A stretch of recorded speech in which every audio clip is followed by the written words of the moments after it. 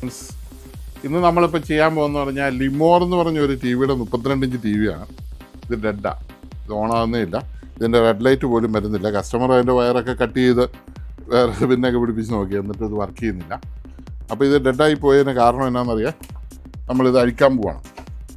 ഇങ്ങനെയുള്ള ടി വികൾ നമ്മൾ അഴിക്കുമ്പോൾ ആദ്യം തന്നെ നമുക്ക് ഇതിൻ്റെ കാലുകൾ അഴിക്കണം. കാലഴിച്ചില്ലാലും കുഴപ്പമില്ലെന്ന് തോന്നുന്നു, കവർ അഴിച്ച് കാലിൽ ഇരുന്നോളും തോന്നുന്നു. അപ്പോൾ നമുക്ക് നോക്കാം. 2 വർഷം കഴിഞ്ഞ ടി വിയാണ് ഇത്. 13/4/23 അതാണ് അതിൻ്റെ ഡേറ്റ്. സ്കൂട്ടർ എടുത്ത്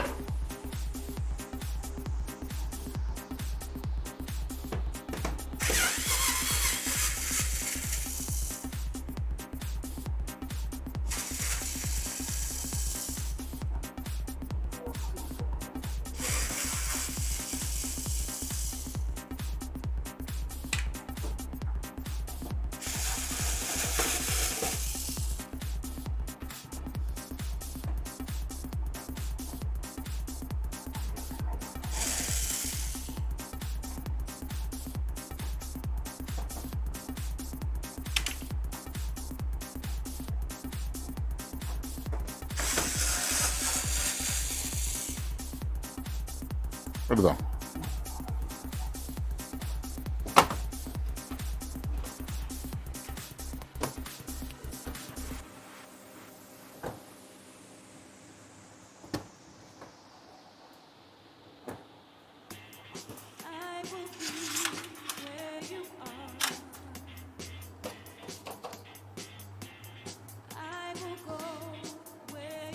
അങ്ങനെ എൻ്റെ ബോർഡ് കരിഞ്ഞിട്ടുണ്ട്. ഇടിവെട്ടി ഇതുണ്ടോ, ഇടിവെട്ടി ഡിസ്ക് കത്തിയിട്ടുണ്ട്. ഇതുണ്ടോ, നല്ലപോലെ കാണില്ല കട്ടി എങ്ങനെയാണ് വൈറ്റ് ഓഫ് ബാലൻസ് ആയിട്ടാണ്.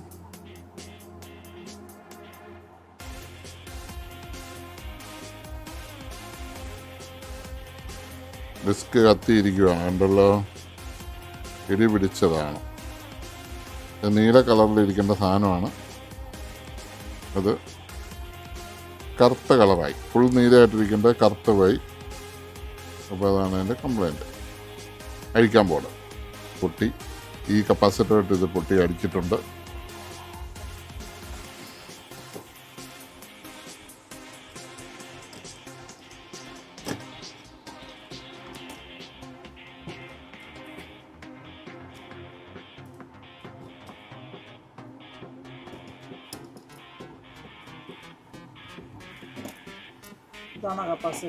ആ, ഇത് കത്തിയിട്ടുണ്ട്. ഇതാണ് മെയിൻ. ഇത് പൊട്ടിയിരിക്കുക, ഇതിങ്ങോട്ട് കത്തി കയറിയിട്ടുള്ളൂ.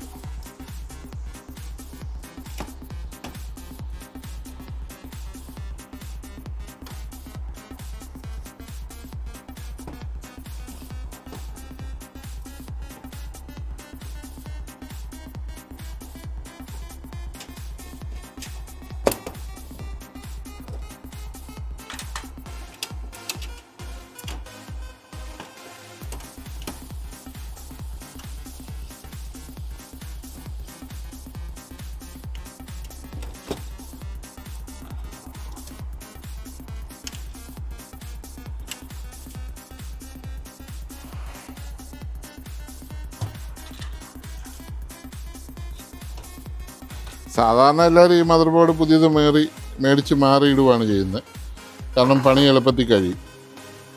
പക്ഷേ ഞാനങ്ങനെ ചെയ്യാൻ ഉദ്ദേശിക്കുന്നില്ല. ഞാനിത് സർവീസ് ചെയ്തെടുക്കാൻ പോവാണ്.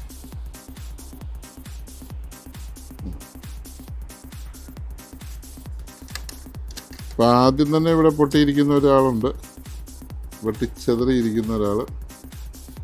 10 വോൾട്ട് 407 വോൾട്ട് 407 UF 10 വോൾട്ട് ഒരു കപ്പാസിറ്റർ. ഇത് 10 വോൾട്ട് 407 വോൾട്ട് കപ്പാസിറ്റർ പൊട്ടിയിരിക്കുന്നു. ഒരു കവർ സഹിതം പൊങ്ങിപ്പോയി. ഞാനത് അഴിച്ചെടുത്ത് കഴിയുമ്പോൾ പെട്ടെന്ന് കാണാൻ പറ്റും. ഈ കപ്പാസിറ്റർ ഇത് തന്നെ കവർ സഹിതം പൊങ്ങി എന്താ റബ്ബർ തെന്നി പൊങ്ങിയിരിക്കുക. ഓക്കെ,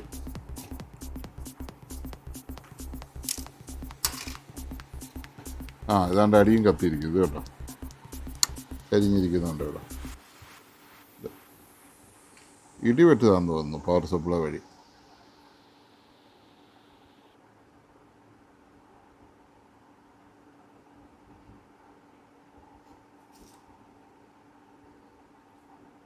ചേട്ടൻ പറഞ്ഞ ചേട്ടൻ്റെ കൊച്ചു കൂടുതൽ പോയോണ്ട് കുട്ടി അനക്കമൊക്കെ ചെയ്യുമായിരുന്നു.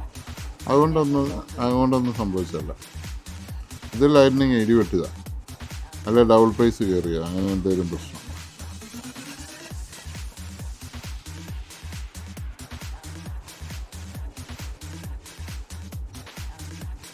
ഇവിടെ ഒരു ഫ്യൂസ് ഉണ്ട്, കത്തിപ്പോയിട്ട് കാണുന്നത്.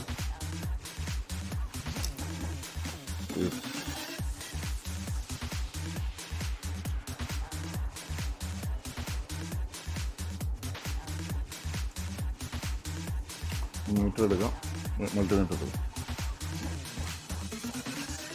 ആരൊക്കെ ഷോർട്ടിങ് വന്നിട്ടുണ്ട് എന്ന് നോക്കാം.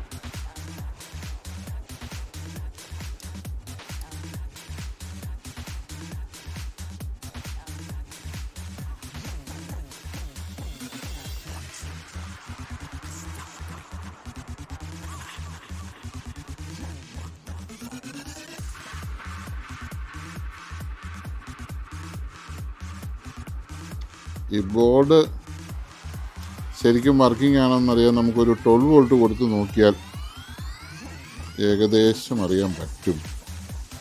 ഒരു 12 വോൾട്ട് ഇൻപുട്ട് ഉണ്ട്. പണിതിട്ട് കാര്യമുണ്ടോ എന്നുള്ളത് അറിയാം. അതിന് മുമ്പ് എന്നാണ് നമുക്ക് ഈ കപ്പാസിറ്റർ മാറിയേ പറ്റൂ. ആദ്യം ആ കപ്പാസിറ്റർ മാറാം.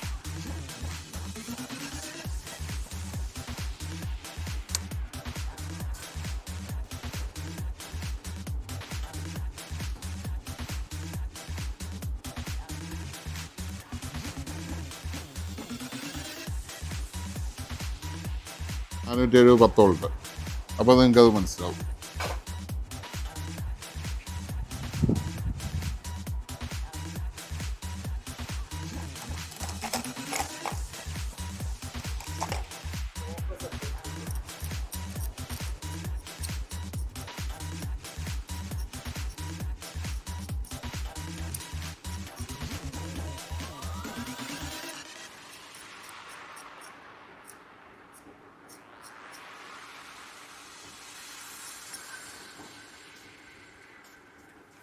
ഇതാണ് കപ്പാസിറ്റർ. ഈ കപ്പാസിറ്റർ ഒന്ന് ഫോക്കസ് ചെയ്ത് ഇത് കണ്ടോ. ഈ കപ്പാസിറ്ററിന് ഒരു വലിയ പ്രത്യേകത ഉണ്ട്. നമ്മളിപ്പോൾ ഇവിടെ കിടന്നിരുന്ന കപ്പാസിറ്റർ എന്ന് പറഞ്ഞാൽ ചെറുതാണ്, 470 10 വോൾട്ട് ചൈനീസ് കപ്പാസിറ്ററാണ്, വെടിച്ചു പോയി. പക്ഷേ ഈ കപ്പാസിറ്റർ കേരള കപ്പാസിറ്ററാണ്, കേരളത്തിൽ പിറവിയെടുത്ത കപ്പാസിറ്ററാണ്. കേരളത്തിൽ കപ്പാസിറ്റർ ഉണ്ടാക്കുന്നുണ്ട് മക്കളെ. കെൽട്രോൺ എന്ന് പറഞ്ഞ കമ്പനിയുടെ കപ്പാസിറ്ററാണിത്. 470 UF 35 വോൾട്ടുണ്ട്. നമുക്ക് MFD കറക്റ്റായിട്ട് വോൾട്ടേജ് കൂടുന്നതുകൊണ്ട് ഒരു കുഴപ്പമില്ല. കപ്പാസിറ്റർ ലാസ്റ്റ് അപ്പോൾ 10 വോൾട്ടേ മറ്റേ താങ്ങുകയുള്ളെങ്കിൽ ഇത് 35 വോൾട്ട് വരെ താങ്ങും. ഈ സാധനം വേണേലും നമുക്കിടാം. ഇനി ഇതിൽ വോൾട്ടേജ് കുറഞ്ഞുണ്ടോ എന്ന് ഞാൻ നോക്കിയിട്ട് വരാം. കംപ്ലൈൻറ്റ് കുറഞ്ഞിരിക്കും, അതെപ്പോഴും നമ്മൾ മനസ്സിലാക്കേണ്ട കാര്യമാണ്. അപ്പം 35 വോൾട്ടേ ഉള്ളൂ. പിന്നെ നമ്മളിവിടെ ഉണ്ടാക്കുന്നതുകൊണ്ട് ഇച്ചിരി വലിപ്പമൊക്കെ കാണും. 470 10 വോൾട്ടൊന്നും നമ്മുടെ കയ്യിലില്ല. നമ്മൾ വലിയ വില വ്യത്യാസം വരികയല്ല, ഒരു ഇച്ചിരി വില കൂടുമെന്നുള്ളതേ ഉള്ളൂ. ഈ വോൾട്ടേജ് കൂടുതലുള്ളതുകൊണ്ട്. വോൾട്ടേജ് എത്ര കൂടിയാലും ഒരു കുഴപ്പമില്ല. വോൾട്ടേജ് കൂടുന്നതാണ് ഇതിന് നല്ലത്. കംപ്ലൈൻറ്റ് കുറഞ്ഞിരിക്കും, ഇതുപോലെ പൊട്ടിത്തെറിക്കാതൊക്കെ ഇരിക്കും. ഇച്ചിരി വോൾട്ടേജ് കൂടിയാലും ഇത് 35 വോൾട്ട് വരെ അവിടെ വന്നാലും താങ്ങും. മറ്റേ 10 വോൾട്ടിന് 11 വോൾട്ട് വന്നാൽ താങ്ങത്തില്ല. അവനെ നമ്മൾ കുട്ടപ്പനാക്കി. ഈ കപ്പാസിറ്ററിനൊരു കുഴപ്പമുണ്ട്, പോസിറ്റീവ് നെഗറ്റീവ് ഉണ്ട്. അതെപ്പോഴും ഓർത്തോണം. അത് എന്തായാലും കാരണവശാൽ തിരിഞ്ഞു പോയാൽ അത് കണ്ടോ, ഈ വെള്ള വര ഇങ്ങനെ വന്നിരിക്കുന്നതാണ് നെഗറ്റീവ്. എപ്പോഴും നെഗറ്റീവിന് എപ്പോഴും ഒരു മാർക്കിങ് കാണും. ഇത് നെഗറ്റീവും ഇത് പോസിറ്റീവ് ഇങ്ങനെ ഉണ്ടോ, ഇങ്ങനെ ഒരു പ്രത്യേക വരയിട്ടിരിക്കുന്നത് അത് നെഗറ്റീവാണ്. അപ്പോൾ നമ്മൾ കപ്പാസിറ്ററിൻ്റെ ഇതുണ്ടോ, ഈ നെഗറ്റീവ് ഇങ്ങനെ നെഗറ്റീവ് എഴുതിയിട്ടുണ്ട്, പോസിറ്റീവ് എഴുതിയിട്ടുണ്ട്. ഇപ്പോൾ ഈ കപ്പാസിറ്ററിന് പകരം നമ്മളിവിടെ ഇട്ടിരിക്കുന്നത് കെൽട്രോണിൻ്റെ കപ്പാസിറ്ററാണ്. ഈ മഞ്ഞ കളറ് കെൽട്രോണാണ്, കേരളത്തിലുണ്ടാക്കുന്ന കപ്പാസിറ്ററാണ്. ഇച്ചിരി വലിപ്പം കൂടുതലുണ്ടെന്നുള്ളതേ ഉള്ളൂ, വേറെ പ്രശ്നങ്ങളൊന്നുമില്ല. നല്ലതാണ്. ഇത് വോൾട്ടേജ് ഇച്ചിരി കൂടുതലുണ്ട്, 35 വോൾട്ടുണ്ട്. 35 വോൾട്ട് വരുന്നതുകൊണ്ട് ഒരു കുഴപ്പമില്ല. 10 വോൾട്ടിന് നമ്മൾ 35 വോൾട്ട് ഇട്ടു. ഇനി നമുക്ക് അടുത്ത ഇതിലേക്ക് പോകാം. ഇതാണ് ആ ഡിസ്ക്. ഇത് നമ്മൾ നോക്കിയാൽ നിങ്ങൾക്ക് മനസ്സിലാവും. ഇതാണ് ആ ഡിസ്ക്. ഇതൊരു 2 kV വരെ ഇടി വെട്ടിയാലും പിടിച്ചു നിൽക്കുന്ന ഡിസ്ക്കാണ്. ഇത് കണ്ടോ, നേരെ പൊട്ടിക്കീറിപ്പോയി. അതവിടെ ഇല്ലെങ്കിലും കുഴപ്പമില്ല. പക്ഷേ ഇതുപോലെ എന്തെങ്കിലും ലൈറ്റനിങ്ങോ കേസ് കേട്ടോ വന്നു കഴിഞ്ഞാൽ നമുക്കത് ബോർഡിനൊരു കുഴപ്പം വരാതിരിക്കാൻ വേണ്ടിയിട്ടാണ്. അതിൻ്റെ ഇത് എഴുതിയിട്ടുണ്ട് അവിടെ, സ്പെസിഫിക്കേഷൻസ് നമുക്ക് കാണാം. VDR ആണത്, അതായത് ലൈറ്റിംഗ് പ്രൊട്ടക്ടറാണ്. അവൻ സ്വയം പിന്നെ മരിക്കും. നമുക്കൊരു ഹൈ വോൾട്ടേജോ എന്തെങ്കിലും വന്നു കഴിഞ്ഞാൽ 2 kV വരെ, 2000 2 kV ആണത്.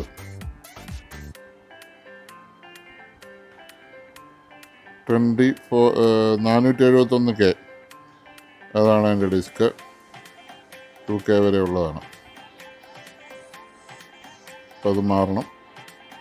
അപ്പോൾ ഇതാണ് ഞാനത് അഴിച്ചു വെച്ചിരിക്കുന്നു. പൊട്ടിച്ച്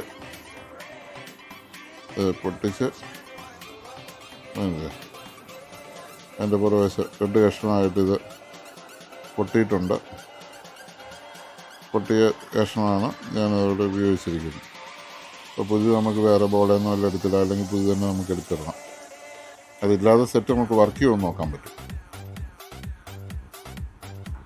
ഞാൻ ഈ ഫ്യൂസിന് വരെ ഒരു ബൾബ് ഇടുന്ന കാര്യം പറഞ്ഞില്ല. ഇപ്പം ഞാൻ ഫ്യൂസിൻ്റെ ഭാഗത്ത് ഞാൻ ബൾബ് ഇട്ടിരിക്കുകയാണ്.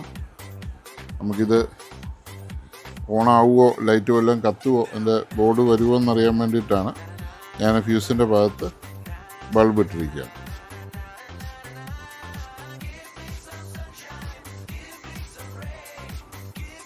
ബോർഡെല്ലാം ഓക്കെ ആവുകയാണെങ്കിൽ അവിടെ ലൈറ്റ് കത്തും. പിന്നെ ഒരു ഡിസ്ക് കൂടെ എടുത്തിട്ട് കഴിഞ്ഞാൽ സെറ്റ് വർക്ക് ചെയ്യാനുള്ള സാധ്യത കാണുന്നുണ്ട്. ഉറപ്പൊന്നുമില്ല, ചിലപ്പോൾ ഹോസ്പിറ്റലൊക്കെ പോയിട്ട് കാണാം ഇടിവെട്ടിയല്ലേ.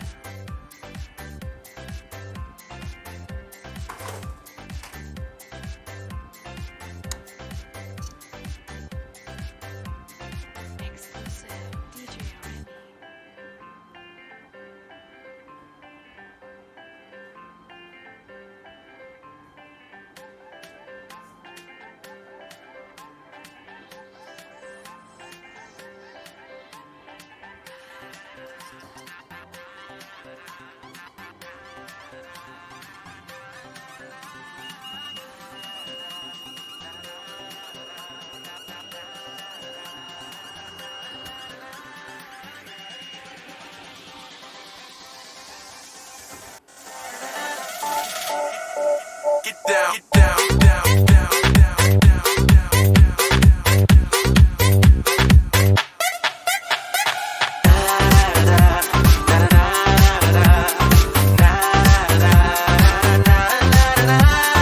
Give me some sunshine, give me some rain, give me another chance. I wanna grow up once again. Give me some sunshine, give me some rain, give me another chance. I wanna grow up once again.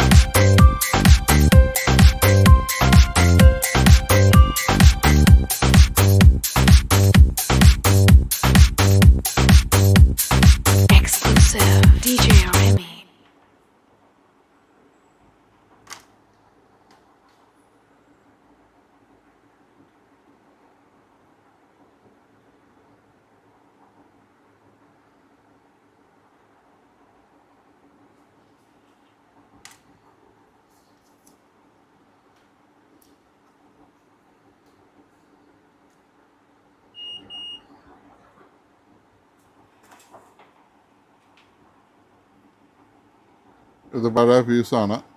3.15 ആംബിയറാണ് ഈ ഫ്യൂസിൻ്റെ അളവെന്ന് പറയുന്നത്. 3.15 ആംബിയറാണ്. നമ്മൾ വേറെ fuse എടുത്തു. 3.15 ഇതിങ്ങനെ മേടിക്കാൻ കിട്ടും. അത് മേടിക്കാൻ ഇല്ലെങ്കിൽ പോയ ബോർഡേ വല്ലതും കിടപ്പുണ്ടെങ്കിൽ അതെടുത്തിട്ടാലും മതി, വേറെ പ്രശ്നമൊന്നുമില്ല. 3.15 ആംബിയർ അതാണ് ആ ഫ്യൂസിൻ്റെ വാല്യൂ. അത് കൂട്ടിയിടാതിരിക്കുന്നതാണ് എപ്പോഴും നല്ലത്. കമ്പി കെട്ടുന്നതും ചള്ളാണ്. ഇതാണ് ആ ഫ്യൂസ്. ഇത് പഴയ ഫ്യൂസ്. ഇതാണ് അടുത്ത കാലമുള്ളതാണ് 3.15. മറ്റേ ഫ്യൂസ് പോലെ ചിന്തിക്കില്ല, ഒരു ബോക്സ് പോലെയാണ്. ഇപ്പോൾ വരുന്ന സെറ്റുകൾക്കൊക്കെ ഇങ്ങനെയുള്ള ബോക്സ് പീസാണ് വരുന്നത്. ഇത് മേടിക്കാൻ എല്ലായിടത്തും ഒന്നുമില്ല, ചിലയിടത്തൊക്കെ നമുക്ക് കിട്ടും.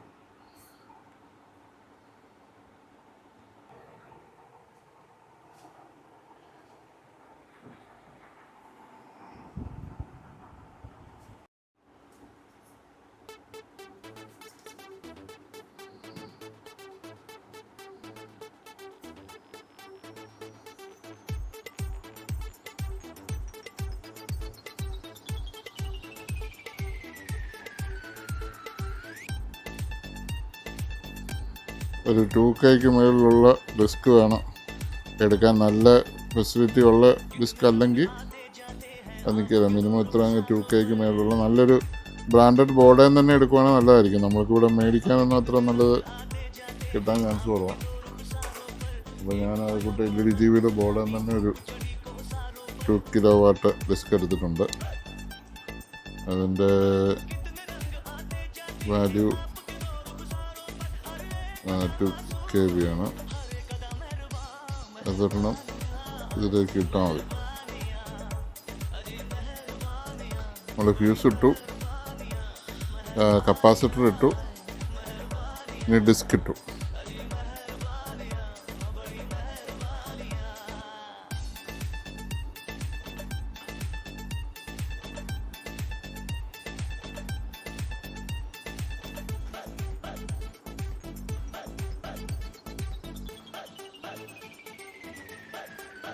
ഞാൻ അതിൻ്റെ അകലം നോക്കാൻ പുറകിൽ കൂടെ ഇട്ടതാണ്. ഉണ്ടാക്കി കൂടെ വേണം തന്നെ ഇടാൻ. ചിലരങ്ങനെ പുറത്തേക്ക് ഇട്ട് വെക്കുന്നത് ഞാൻ കണ്ടിട്ടുണ്ട്, പക്ഷേ ഞാനങ്ങനെ ചെയ്യുന്ന ആളല്ല.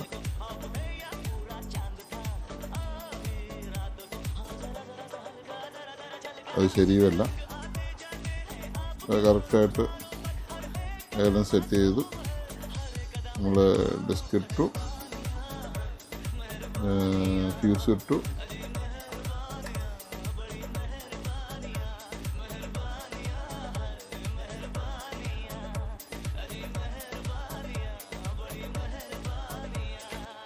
കപ്പാസിറ്റർ ഇട്ടു, ഫിൽറ്റർ ഇട്ടു. ഇനി ഇതിനകത്ത് എന്ന് പറഞ്ഞാൽ ഈ മോസ്ഫെറ്റ് ഷോർട്ടിംഗ് ഉണ്ട്.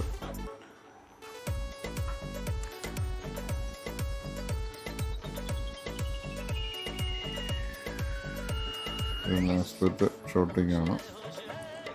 അപ്പോൾ അതുകൂടെ മാറണം. അപ്പോൾ അത് നമുക്ക് ഇതൊന്ന് എടുത്താൽ മതി. അത് നമ്മൾ റെഡിയാക്കി എടുക്കാം. പിന്നെ ഇത് ക്ലീൻ ചെയ്യണം.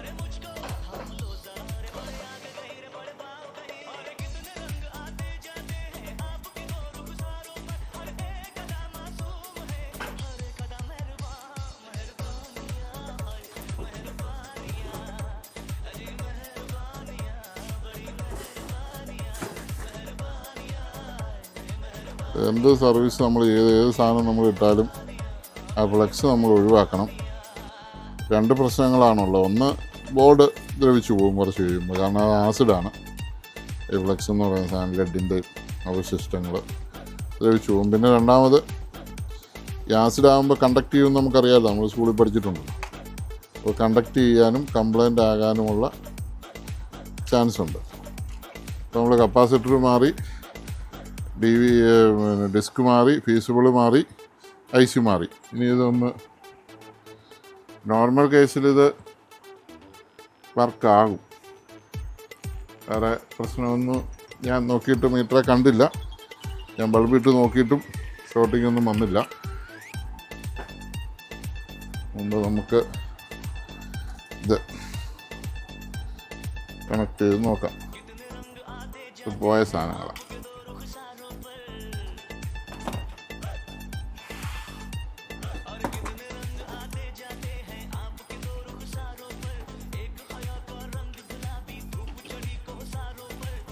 അതിന് മുമ്പ് ഇതിൻ്റെ ലൈവ് ഏരിയ ആണിത്. ലൈവ് ഏരിയ എന്ന് പറയുമ്പോൾ അറിയാമല്ലോ, അതായത് കറണ്ട് കയറി ഇറങ്ങുന്ന ഏരിയയ്ക്കാണ് ലൈവ് ഏരിയ എന്ന് പറയുന്നത്. ഈ ലൈവ് ഏരിയയിൽ എപ്പോഴും ഒരു കവറിങ് എല്ലാ ബോർഡിനും കൊടുക്കും. ആ കവറിങ്ങാണിത്. കാരണം അവരുടെ മുട്ടാനോ ഒന്നും വരാതിരിക്കാൻ വേണ്ടി അതൊരു ലോക്കാണ്. ആ ലൈവ് ഏരിയ കവറായി. പിന്നെ ഈ ബോർഡ് എടുത്ത് വെക്കുകയാണ്. അപ്പം ലൈവ് ഏരിയയിൽ വന്ന് ഈ ബോർഡിൻ്റെ സ്ക്രൂകൾ ചെറിയ സ്ക്രൂകളായിരുന്നു.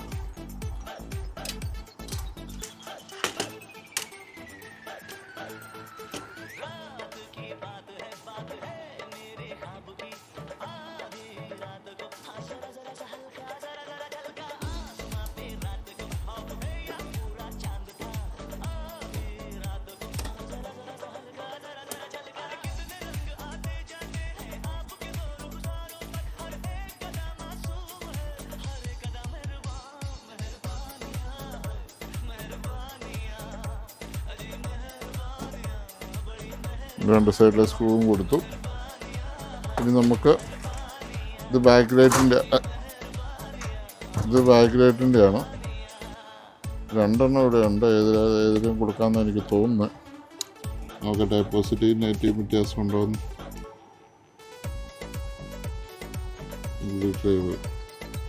രണ്ടെണ്ണം കൊടുത്തിട്ടുണ്ടെന്നുള്ളതെന്ന് തോന്നുന്നു. ഇത് കൊടുത്തിട്ടുണ്ട്.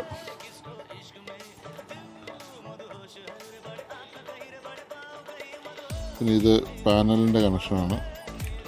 അത് പൊളാറ്റ് ചെയ്തിരിക്കാതെ ഒരു കുത്തുണ്ട്. ആ കുത്തിൻ്റെ അങ്ങോട്ട് റെഡ് കൊടുത്തുകൊണ്ട് കണക്ഷൻ ചെയ്യണം. പിന്നെ നമുക്കിത് തെളിഞ്ഞോ പൊളിഞ്ഞോ എന്നൊക്കെ അറിയാനായിട്ട് ഇതിൻ്റെ സ്വിച്ചാണ്. സ്വിച്ച് ചെയ്താൽ കൊടുക്കണം. സ്വിച്ച് കൊടുത്താലേ നമ്മളിത് ഓണാകുമെന്ന് അറിയാൻ പറ്റുള്ളൂ. ഏക്കാലം ഇതിൻ്റെ കോഡ് വെയർ മാറണം. എന്നാലും തക്കാലം ഇപ്പോൾ നമുക്ക് ഇതേ വന്ന കോഡ് വെയർ തന്നെ ഒന്ന് കുത്തി നോക്കാം. എളുപ്പമുണ്ട്. ആ സോക്കറ്റൊക്കെ സെയിം ആയതുകൊണ്ട്. ഇനി വേറെ കോഡ് വെയർ തന്നെ ഉണ്ടാക്കണം. അതിൻ്റെ പിന്നെല്ലാം അല്ല. പിന്നെ ഒരു പിന്ന് പിടിപ്പിച്ചാലും മതി. പക്ഷെ നീളമില്ല. അപ്പോൾ മര്യാദയ്ക്കാണ് റെഡ് കത്തണം.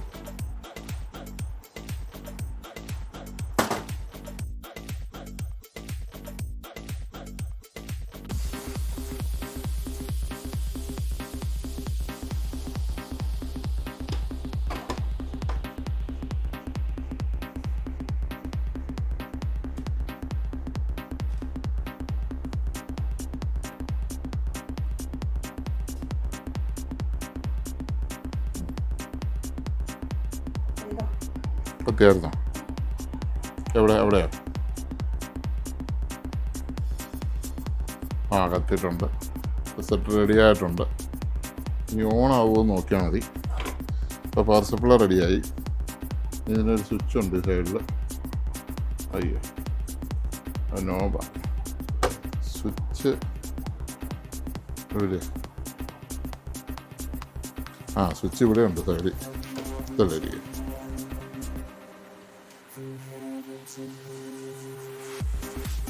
ഓണായി. TV ഓണായി. LED കത്തിയിട്ടുണ്ട്.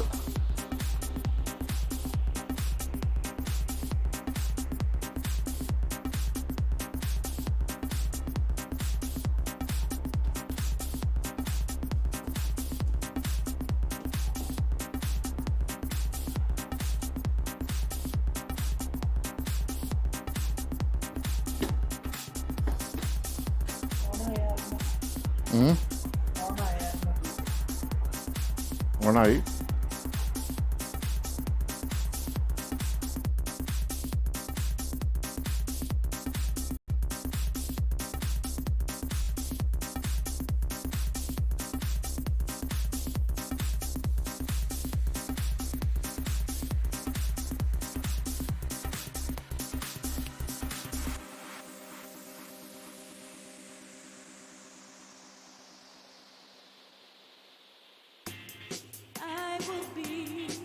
ഒന്നായിരുന്നു.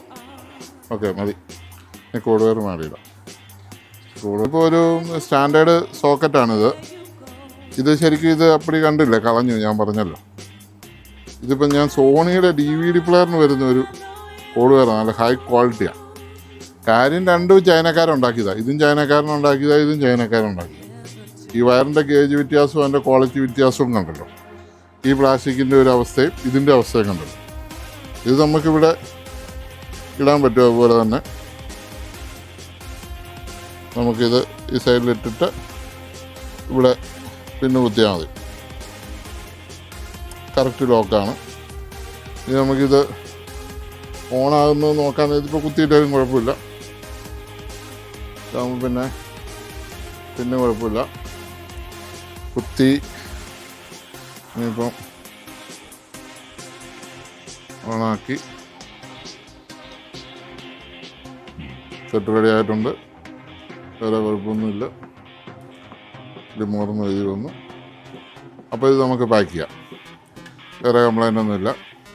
റെഡി ആയിട്ടുണ്ട്.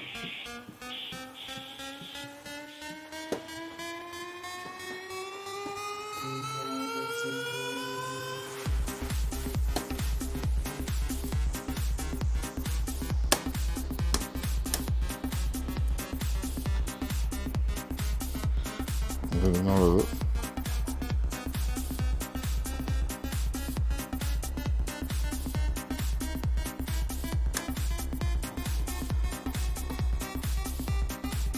ഓക്കെ. ഇനി അങ്ങോട്ടും പോകണ്ട ഇങ്ങോട്ടും പോകല. അടച്ചു കഴിഞ്ഞാൽ ഒന്നും ചെയ്യേണ്ടതായില്ല. ഗ്ലൂ ഗണ്ണിൻ്റെ ആവശ്യമൊന്നുമില്ല. മനസ്സിലായില്ല? ആ ഇതിലായില്ലേ. ഇനി സ്പീക്കർ 2 മാത്രം. അത് മാത്രം ഒന്ന് നോക്കിയിടണം. ബാക്കി സ്ക്രൂ എല്ലാം ഒരേപോലത്തെ സ്ക്രൂകളാണ്. അത് മാത്രം വ്യത്യാസമുണ്ട്. ഈ പൊങ്ങി പ്രൊജക്റ്റ് ചെയ്ത് വരാതിരിക്കാൻ വേണ്ടി വാറണ്ടി സീൽ ഒട്ടിക്കുന്ന സ്ക്രൂ ആണത്.